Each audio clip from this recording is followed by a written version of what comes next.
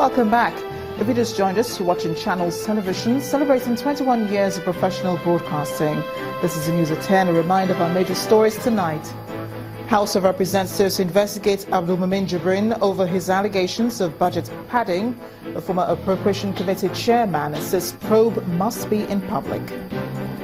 Senate begins debate on economic recession. Lawmakers recommend scrapping of TSA and redeployment of the Ministers of Finance and Budgets and Planning. President Buhari assures foreign businesses of attractive investment opportunities in Nigeria.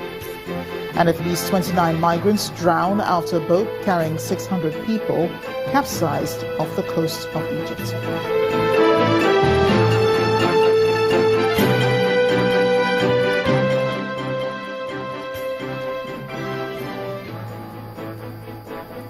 Do remember, all our top stories can be found on our website, channelstv.com, and on youtube.com/channelsweb. Log on to m.channelstv.com to view us live on a mobile device. You can also download the Channels TV app for Android, iOS, and Windows phones from their respective stores. Besides the news and updates, the Channels TV app has an eyewitness feature. We encourage you to use it to share those pictures, videos, or news of happenings around you. Just install the app, then tap and swipe to reveal the eyewitness menu and follow the instructions.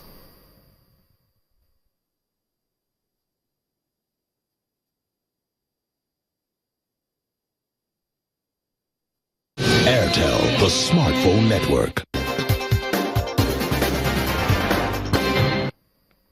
Let's take a look at some of the pictures that you sent into Eyewitness Portal. We begin with this photo sent in from Gimbu area into Taraba State. It shows the impact of erosion on this road. Eyewitness reporter calls on state authorities to intervene. Our next photo was sent in from Galadimawa area in the Federal Capital Territory. It shows this vehicle carrying some items which are loosely held with a rope.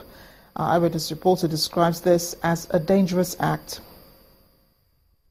Our next picture shows a partially bent electricity pole in Lasamaja area of Lagos. Our eyewitness reporter calls on relevant authorities to fix it. Moving on to Matogun area in Ogun State, we have this picture which shows a vehicle stuck in floodwaters. Our eyewitness reporter calls on local council authorities to create deeper drains. Finally, we see this picture showing poor condition of the Enugu-Anambra highway. Our eyewitness reporter calls on the government to fix it and end the suffering of commuters.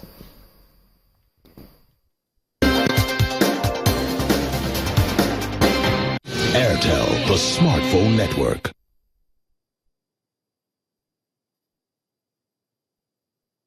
The Lagos State Police Command is carrying out a mop-up and clearance exercise in the Ishawo riverine communities following a bombardment of militants in the creeks around the area.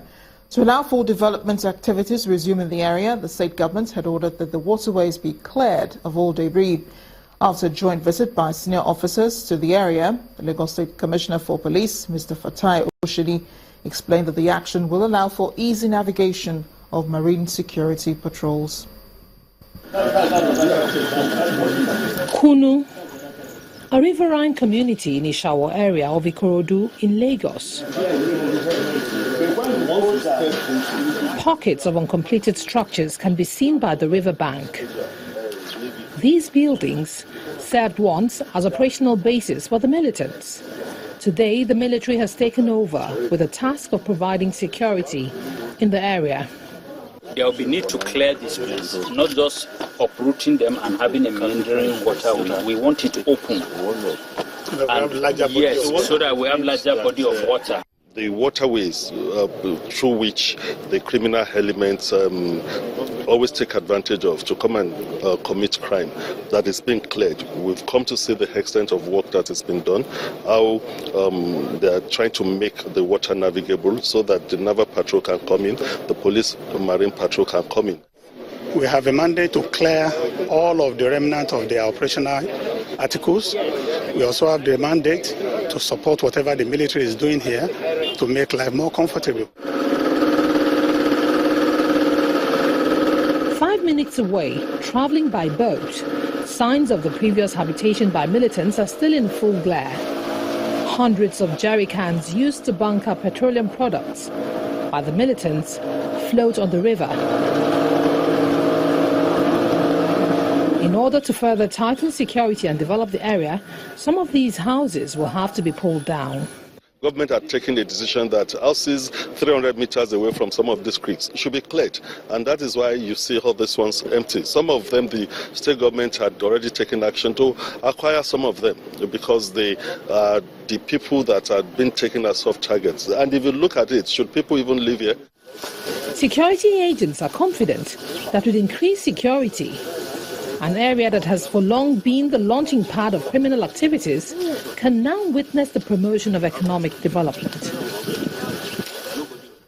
For more of the news at 10, here's Gloria Umezoke in our Abuja studio. Hi, Gloria.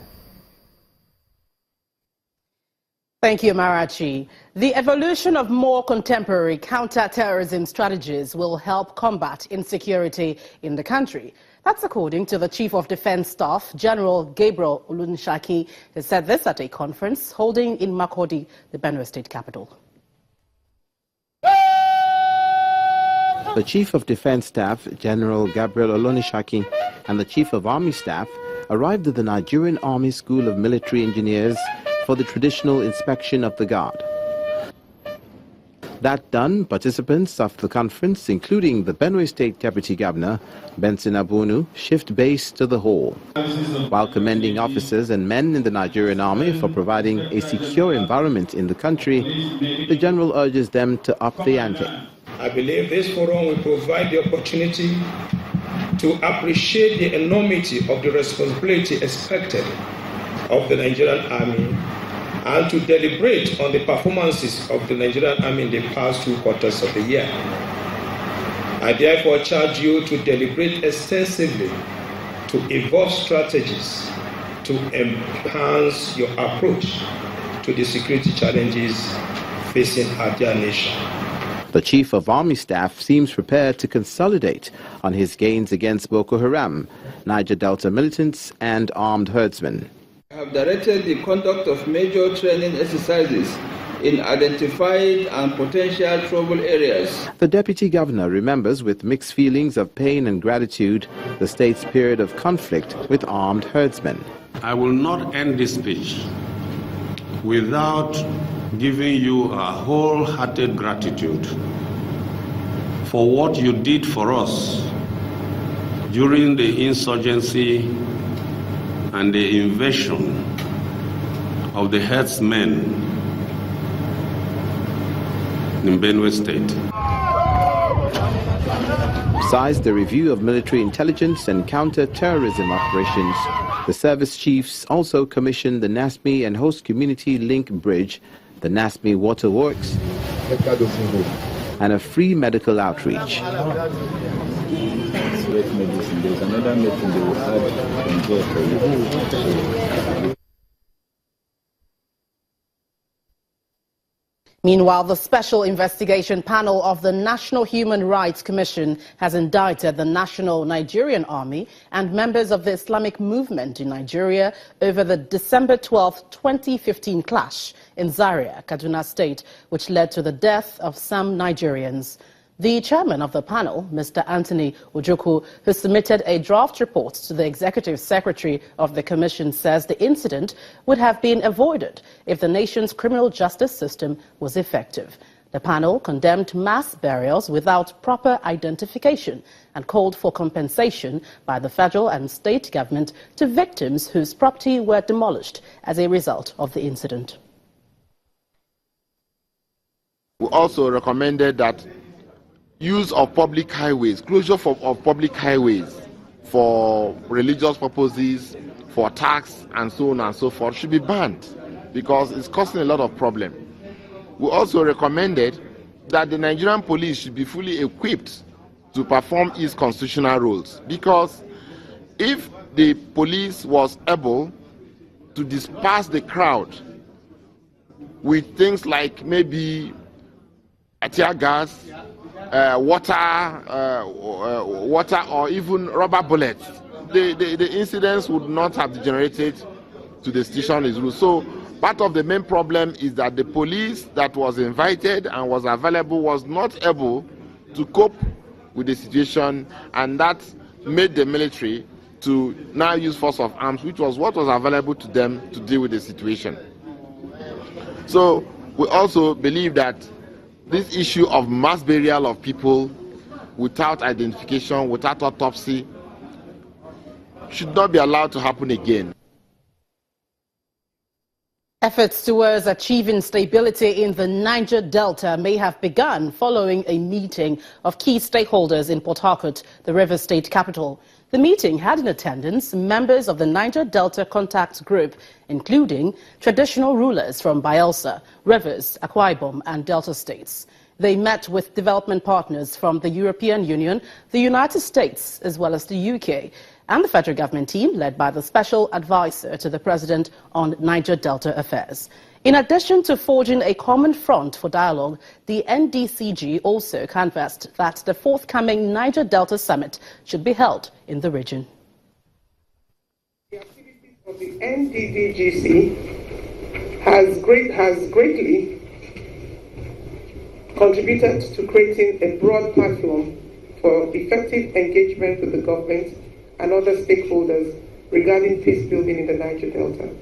It was restated that the group remains focused on providing a forum for various concerned groups to engage in fruitful dialogue and consensus building in a bid to de-escalate hostilities and address fundamental issues in the Niger Delta. We work to produce a blueprint of fundamental issues for dialogue and measures to show up to secure peace and sustain peace. If you look at the two groups, there are persons of repute covering the entire Niger Delta, and these are persons of credibility, which personally I was impressed meeting the groupings, and I'm very sure that the outcome of the meeting will see the light of day concerning stabilizing and bringing peace to the Niger Delta crisis.